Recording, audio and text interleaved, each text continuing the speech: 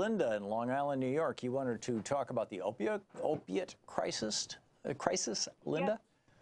Yes, I do, actually. You know, it's a personal story of, like so many mothers, so many parents, so many friends, children of opiate users. And I, some years ago, discovered that there is an actual cure for heroin, opiate addiction.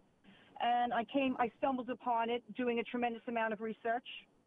And it saved my son's life. And it's called Ibogaine, Ibogaine.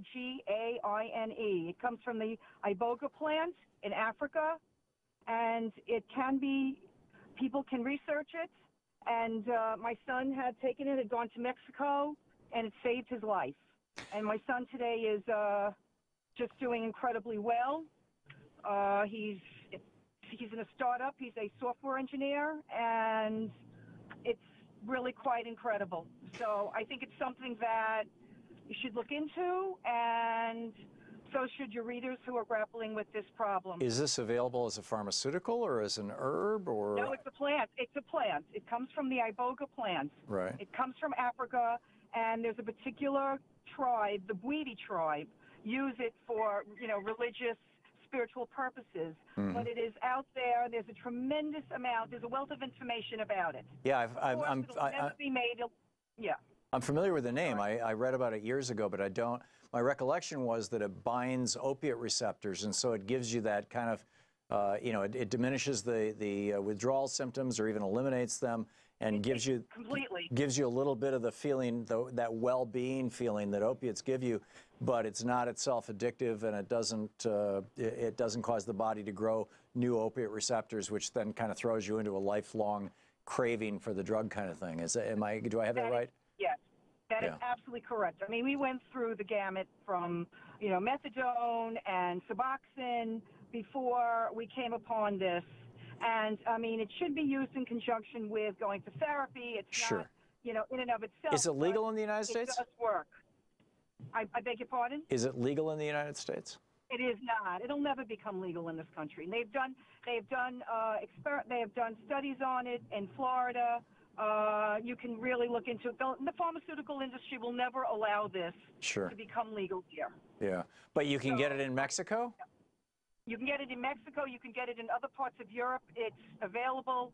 There are underground networks in this country that, you know, you have to be very careful, of course, because there are providers, like anywhere else, that can abuse it and not know what they're doing with it. Sure. But my son is a tremendous, he's part of a group of people that, you know, he's on a Facebook page with other people who are involved in the Ibogaine movement.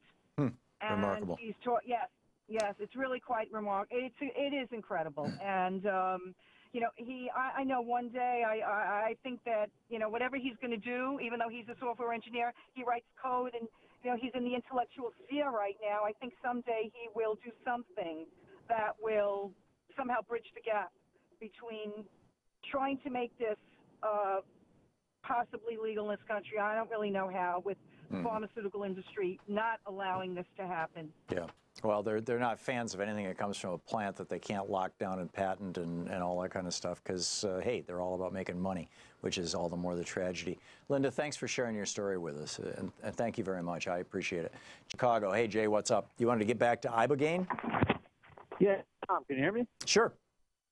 Hey, cool, man. Hey, long-time listener, first-time caller. Been hearing it a lot today.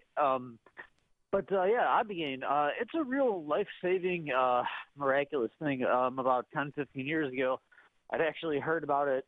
There's an old episode of Law and Order SVU, which, you know, Law and Order is kind of like my comfort food when I go to sleep. But I used to have a really bad problem myself going through a time a little before, like, it started coming out in the news. I've been going on about 9 years, 10 years this year. With no problems, but when I first saw it, I was really interested, did a lot of research, and basically it is a shame because of the pharmaceutical companies, you cannot get it, and it's not a standard hallucinogen like, you know, your LSD and your peyote and your you know, psilocybin mushrooms. like you said, you have some knowledge of it. It does react to those opiate binders, and it also works for alcoholism with a 99% success rating with one pill. It's not, it's not like a daily thing like methadone or Suboxone Right. It is available in America, though. Last I heard, it was, I want to say Pennsylvania. I know it's still used in Canada, but it was originally. So is this drug essentially a psychedelic?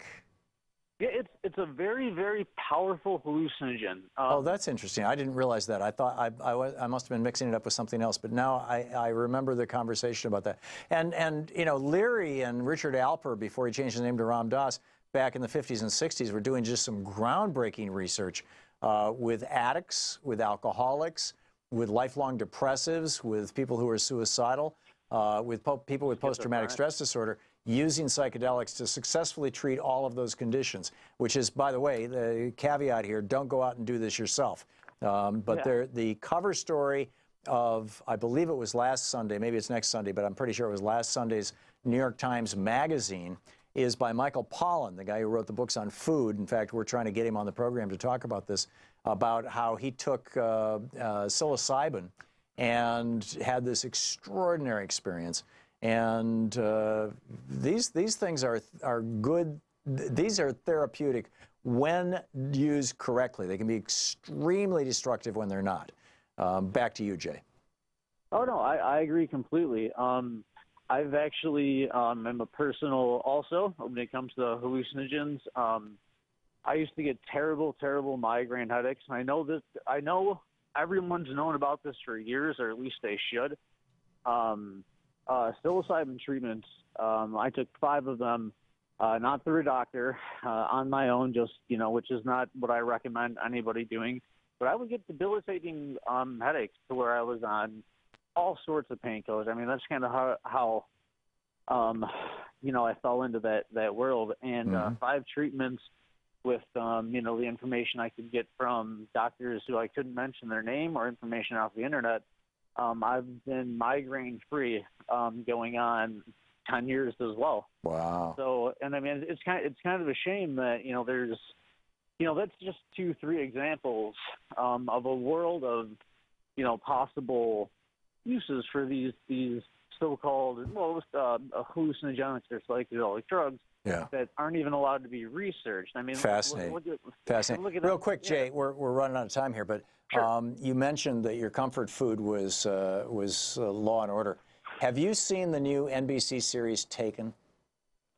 I have not.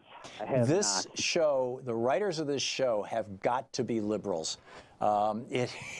Back when I was growing up, 60 Minutes used to go after, banks that ripped people off, companies that polluted and destroyed neighborhoods and whatnot. And of course, they don't do any of that anymore. But in this show, it's a rock'em sock'em movie. It's, in every episode, somebody is kidnapped or something is taken, and the hero of the show is a guy who beats people up and shoots them and whatnot. I mean, it's one of those kind of shows, right? And a lot of violence in it, but it's not. But it's almost like the A-Team. It's kind of, it's not the kind of violence that makes you wince like you see on so many of these shows now, but. He goes after banks. He goes after a pharmaceutical company that's killing people. He goes after, groups and people and whatnot that are just doing damage to others. And Louise and I started watching it last week, and we've been like binge watching this thing. It's on Hulu, and it's called Taken, but it's a great series. Anyhow, if you like Law and Order, I think you'll love this. Jay, thanks for the information on Ibogaine, and thanks for recalibrating my understanding of it. I now remember the whole story, and thank you very much. I appreciate that. And thanks for listening to WCPT. We'll be right back.